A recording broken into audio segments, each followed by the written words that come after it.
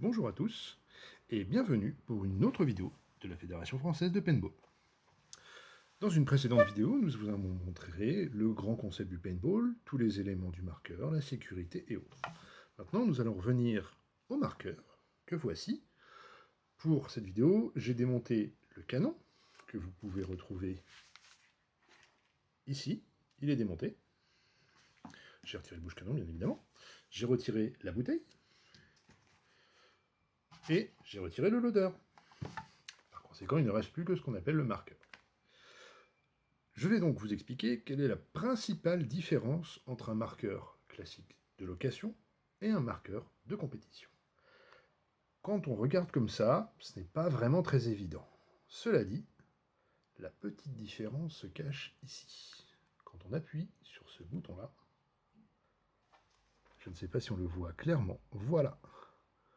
On a une carte électronique avec un affichage digital, ici OLED, n'est-ce pas, qui vous permet en fin de compte de savoir combien de coups vous tirez, mais surtout, à la différence d'un marqueur de location, tout est piloté par l'électronique. Par conséquent, la détente, que vous entendez un petit peu fonctionner, n'est qu'un contacteur électronique. Il n'y a aucune résistance ou pression forte à effectuer, comme sur une arbalète ou autre, où il faut relâcher un ressort et autres. Il n'y a pas du tout de cela dans un marqueur de paintball de compétition. La différence va faire que, étant donné que ceci est très sensible, il vous est possible, comme vous le voyez, de mettre 2 doigts au niveau de la détente. Par conséquent, vous pouvez pianoter. Et si on pianote comme ça, on tire beaucoup plus. Ce qui fait une grande différence. Vous pouvez donc, en pianotant, tirer beaucoup plus de billes par seconde. Plus on augmente le nombre de billes, plus on augmente le nombre de billes par seconde, plus on augmente ses chances de toucher l'adversaire. Parce que la carte électronique qu'on voit ici pilote l'intégralité du tir. Vous voyez, la différence s'affiche. Ceci est le premier élément. Le deuxième élément, étant donné qu'on a une carte électronique à l'intérieur, on peut lui dire de piloter la détente et donc de piloter tout ce qui va être le mouvement de culasse et autres. Mais surtout, on peut lui dire un truc très important. Vérifie qu'il y a une bille de présente dans le canon qu'on voit là. Quand votre canon est vide et qu'il n'y a pas de bille, ça ne sert à rien de tirer. Vous ne le savez pas s'il y a une bille ou pas dedans.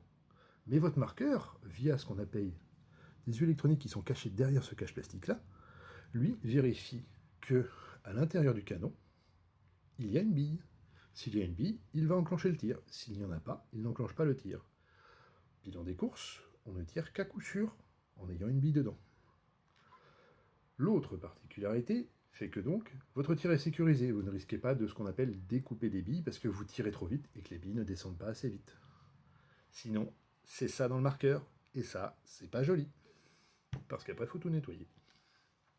Bref, le marqueur de compétition, via sa carte électronique, permet de piloter la détente, qui elle est donc électronique sans aucune résistance, et donc de sécuriser le tir en vérifiant à chaque fois qu'une bille est bien présente avant d'amorcer le tir, ce qui synchronise tout le marqueur pour effectuer à chaque fois des tirs toujours réguliers. Ça permet aussi de vérifier la pression et pas mal d'autres éléments internes au marqueur pour en garantir le bon fonctionnement optimum. Voici ce qu'on peut dire de plus intéressant sur la partie marqueur de compétition.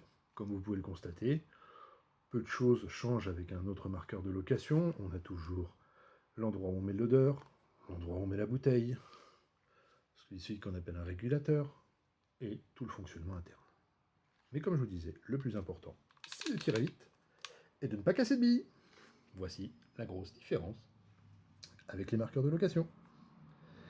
Merci à vous pour cette vidéo, et n'oubliez pas, si vous avez des questions, rejoignez la Fédération Française de Paintball sur son site web ou sur nos pages Facebook. Merci à vous, au revoir.